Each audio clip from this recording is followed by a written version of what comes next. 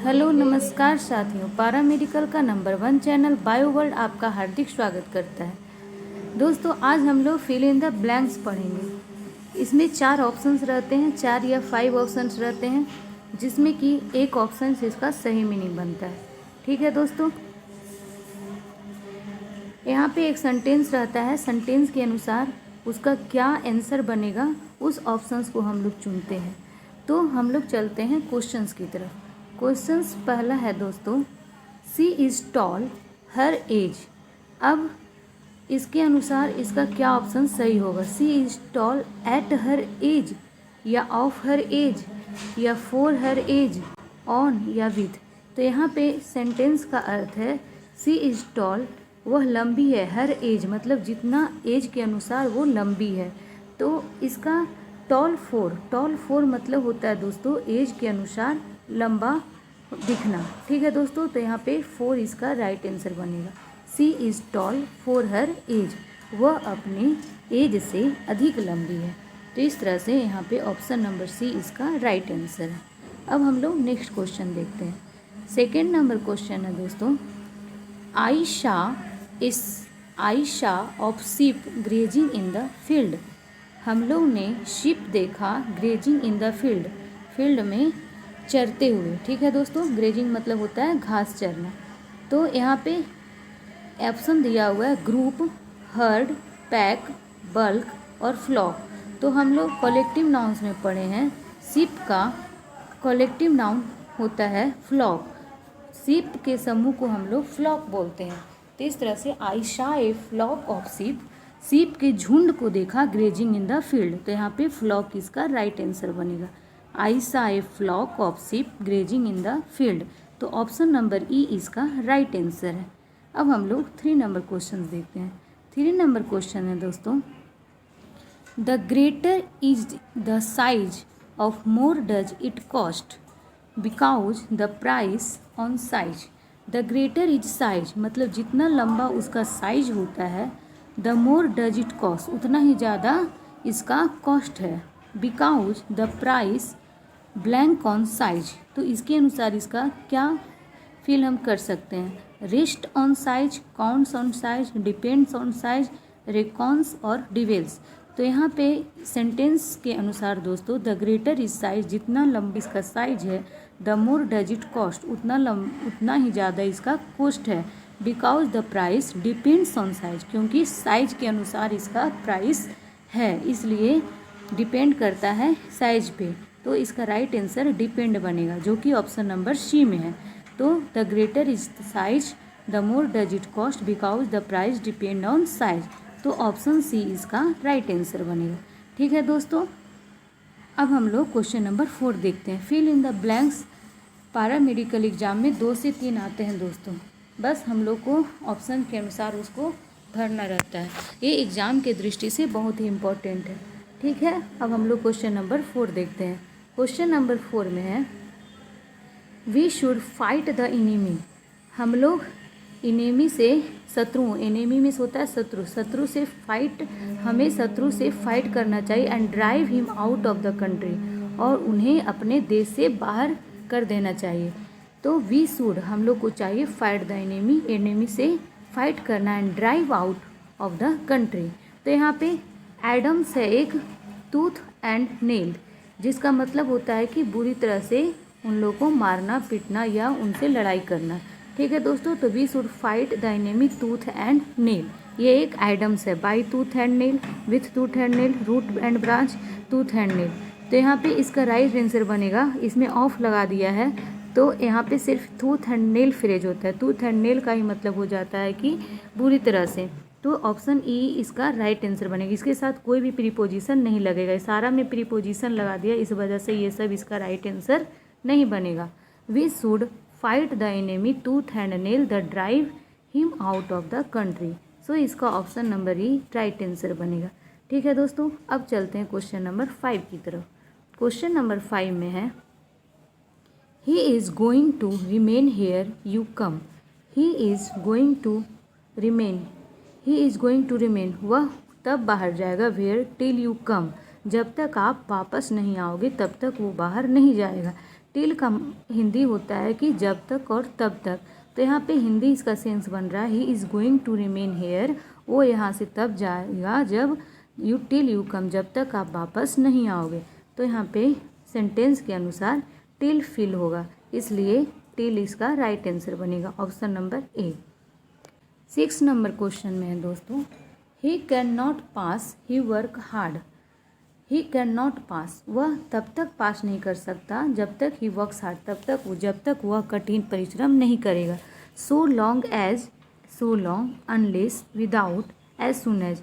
जब इसमें अनलेस का मीनिंग होता है जब तक नहीं, ठीक है दोस्तों। तो ही can not pass unless he works hard, जब तक वह पास नहीं करेगा तब तक वह कठिन परिश्रम नहीं करेगा, जब तक वह पास नहीं होगा। इसलिए अनलेस इस तरह के सेंटेंस में अनलेस ये सभी अनटिल ये सब फील होता है, तो यहाँ पे अनलेस इसका राइट आंसर बनेगा, option number C. He can not pass unless he works hard, वह कठिन परिश्रम नहीं करेगा तो पास नहीं कर सकता।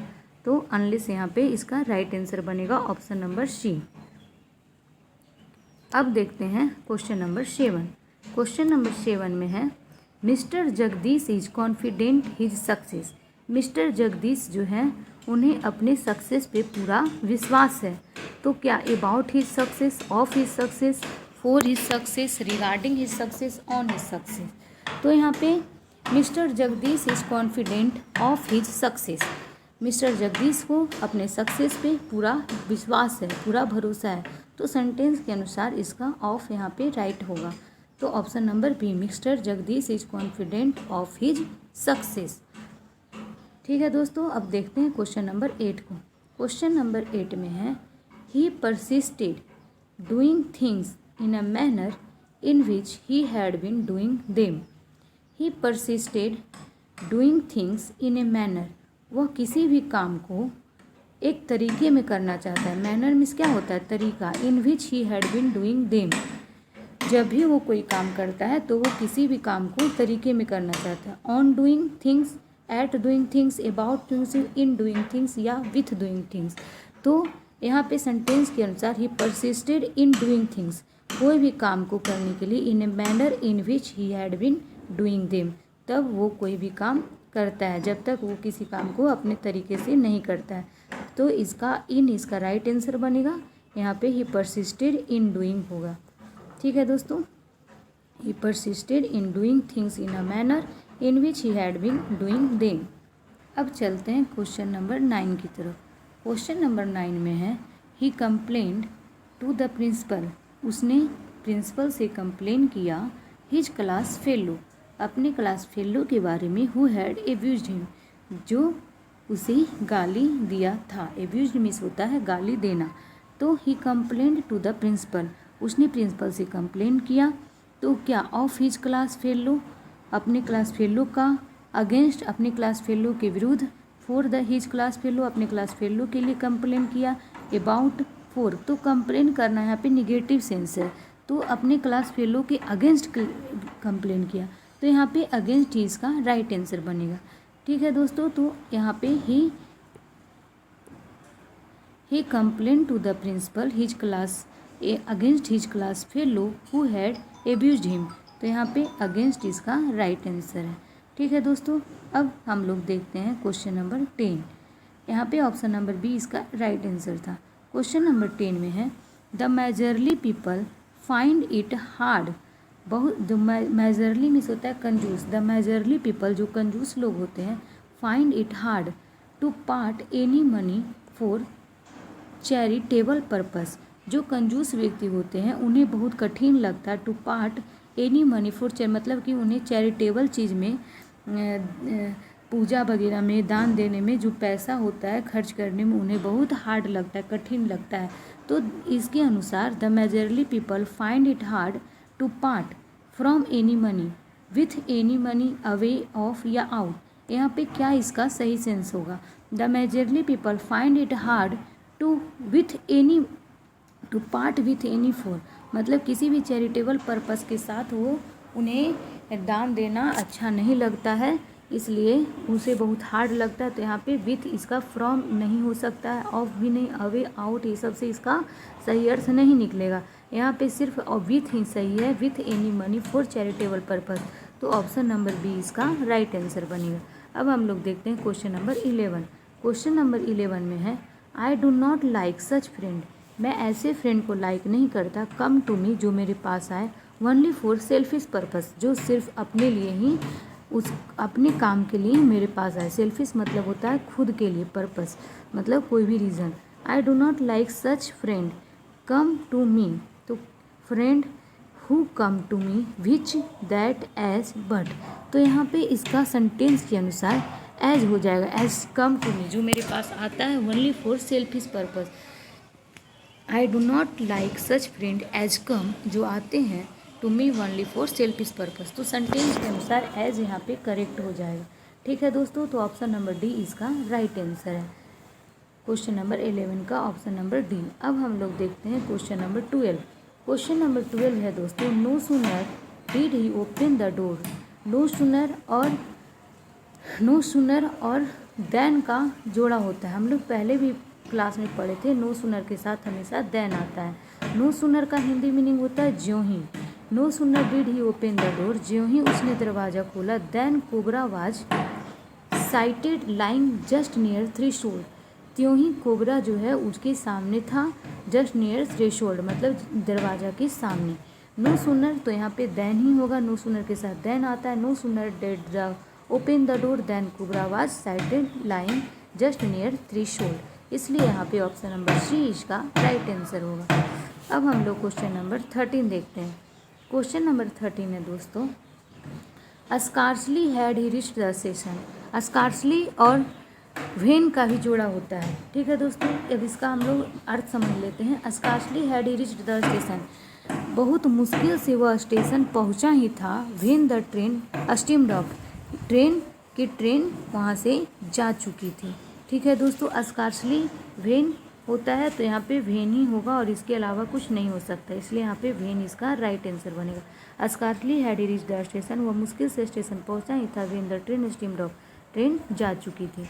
ठीक है दोस्तों, तो हम लोग थर्ड हैं, the food of the poor is deficient vitamin, the food of the poor, जो भोजन है, द पुअर गरीब लोगों के लिए जो भोजन है, is deficient in vitamin, deficient means होता है कमी, उसमें विटामिन की मात्रा की कमी है।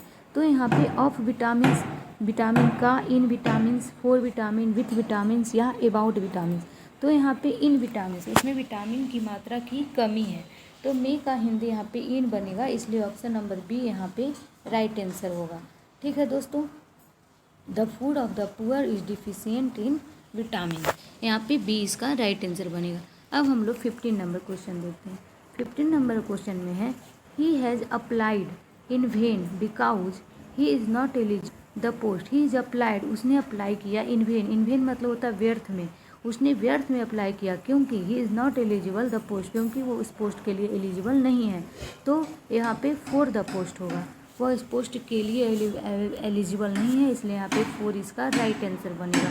तो he is applied in when because he is not eligible for the post, इसलिए ऑप्शन ई इसका राइट आंसर है। अब क्वेश्चन नंबर 16 है, स्पिरिचुअस ड्रिंक, स्पिरिचुअस होता है दोस्तों मादक पेय पदार्थ, are injurious health, injurious health, वो हमारे स्वास्थ्य के लिए खतरनाक होते हैं, मतलब कि हानिकारक होते हैं। तो spirituous drinks are injurious to health, वो स्वास्थ्य के लिए हानिकारक होते हैं, तो इसका राइट आंसर 2 होगा। स्पिरिचुअस हेल्थ, स्पिरिचुअस ड्रिंक्स जो कि मादक पेय पदार्थ होते हैं वो हमारे हेल्थ को इंजरीज करते हैं, हानि पहुंचाते हैं, इसलिए यहाँ पे 2 हेल्थ होगा, ऑप्शन नंबर सी। तो 16 का आंसर बनेगा सी नंबर। अब हम लोग 17 नंबर देखते हैं। The merchant can not part his wealth, merchant जो था वो अपने वेल्थ को पार्ट मीन्स बांटना नहीं चाहता था। तो विथ हिज वेल्थ, वह अपने मर्चेंट जो है अपने धन के साथ पार्ट अलग नहीं होना चाहता था, विथ हिज वेल्थ, तो यहाँ पे विथ इसका सही आंसर बनेगा। The merchant can not part with his health, यहाँ पे और ऑप्शन सारे गलत है, of with his health, from which his belt, away of, तो यहाँ पे विथ ही इसका सही सेंस जा रहा है, इसलिए ऑप्शन नंबर सी इसका सही है। 18 नंबर क्वेश्चन में if only I had seen the red light, जब भी हम लोग रेड लाइट को देखते हैं आई हैव स्टॉप्ड, तो हमें स्टॉप्ड होने जाना चाहिए। तो आई if only I had seen the red light, जब भी हम लोग रेड लाइट को देखते हैं आई शुड, आई यहाँ पे पास्ट में सेंटेंस है, हेड लगा हुआ है तो पास्ट है, तो यहाँ पे स्टॉप हो जाना चाहिए। ये सबका अपना ही मतलब क्या उसका सेंस है, वो अपने सेंस के अनुसार उसको समझना चाहिए कि रेड लाइट जल रहा है तो हम लोग को अब्सेंट होना है। उसे ना तो कोई रिक्वेस्ट करेगा ना उसे चाहिए ऑर्डर देगा, ये वो अपना खुद का माइंड लगाएगा। ठीक है दोस्तों, तो यहाँ पे वुड इसका राइट आंसर बनेगा। If only I had seen the red light I would have stopped, हमें रुक जाना चाहिए। तो यहाँ पे ऑप्शन नंबर सी इसका राइट आंसर है, वुड। ठीक है दोस्तों, इफ़ ओनली आई हैड के अनुसार यहाँ पे पास्ट लगेगा तो वुड इसका पास्ट में राइट आंसर बनेगा। 19 नंबर क्वेश्चन है we were fatigued for a long distance. Fatigued means होता है दोस्तों थकना। वी वेयर फैटिग्यूड, जब हम लोग लॉन्ग डिस्टेंस चलते हैं तो हम लोग थक जाते हैं। तो यहाँ पे हैविंग वाल्क्ड, वी वेयर पास्ट में है, यहाँ भी वेयर लगा हुआ है तो पास्ट वाला होगा वाल्क्ड, वाल्किंग ये सब प्रेजेंट में। आवर हैविंग वाल्किंग यहाँ पे राइट नहीं होगा, माई वाल्किंग भी नहीं होगा, हैविंग वाल्क यहाँ पे राइट आंसर बनेगा। We were fatigued having walked a long distance, जब हम लोग लॉन्ग डिस्टेंस चलते हैं तो थक जाते हैं। 20 नंबर क्वेश्चन कहता है दोस्तों the river the bank and many people were drawn. The river the bank, river का जो किनारा है वो क्या हो गया, मेनी पीपल वेयर ड्रॉन की बहुत सारे लोग डूब गए हैं। तो जब बाढ़ आएगा तभी ऐसा हो सकता है। तो ओवर फ्लड है, जितना फ्लड है उससे ज़्यादा हो गया तो ओवर फ्लड है। फ्लड मीन्स होता है बाढ़, ये फ्लड गलत है, फ्लॉन फ्लू फ्लीड ये सब का राइट गलत मीनिंग है। यहाँ पे बाढ़ के अनुसार फ्लडेड ही राइट आंसर बनेगा, option number A, FLOODED, FLOODED, over flooded. तो the river over flooded the bank and many people were drawn. अब क्वेश्चन नंबर 21 जो कि लास्ट क्वेश्चन है। ठीक है दोस्तों, ही हैंकर्स मनी। हैंकर्स मीन्स होता है दोस्तों किसी चीज़ के पीछे पागल होना। ही हैंकर्स मनी, वह पैसे के पीछे मतलब कि बहुत ज़्यादा वो पागल है। ठीक है दोस्तों, तो ही हैंकर्स क्या हो जाएगा, आफ्टर मनी, पैसे के पीछे। तो आफ्टर मीन्स होता है यहाँ पे इसका राइट सेंस होगा, ही हैंकर्स आफ्टर मनी। तो ऑप्शन नंबर सी यहाँ पे राइट है। तो इस तरह से हम लोग 21 क्वेश्चन पूरा देखे दोस्तों। आज की क्लास आपको कैसी लगी हमें कमेंट सेक्शन में बताइएगा। अगर अच्छी लगी तो वीडियो को लाइक शेयर एंड सब्सक्राइब कर लीजिएगा ताकि आने वाला हर वीडियो आप तक जल्द पहुंच सके। ठीक है दोस्तों, अगर क्वेश्चन से रिलेटेड कोई प्रॉब्लम है तो हमें कमेंट सेक्शन में लिखिएगा। तो इसी तरह के एक और वीडियो के साथ मिलते हैं नेक्स्ट वीडियो में। तब तक के लिए बाय, टेक केयर, जय हिंद।